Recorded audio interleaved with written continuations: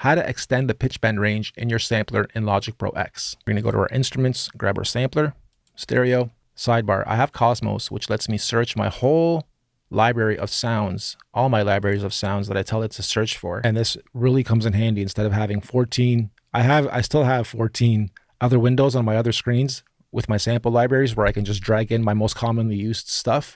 But this comes in handy a lot too. So I just want something simple like a hi-hat. I don't happen to have one of those windows open here. So I'm just going to go in here and grab a hi-hat. And now I want to say it's just a one shot. I just want one shots. There we go. There, this one. I like this one. So I'm just going to grab my sample, drag it into the piano roll here, lay it near the top so it takes it across the whole keyboard, right on the C3 note as my root note. So I can roll this way.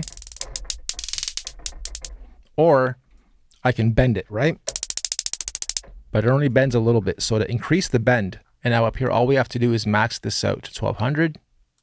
And instead of LFO, we're going to take this to pitch bend. Now we should be able to pitch bend a whole octave at least, if not two. It's one octave. But it's better than two notes. So that's how you extend your pitch bend range in the sampler in Logic Pro X.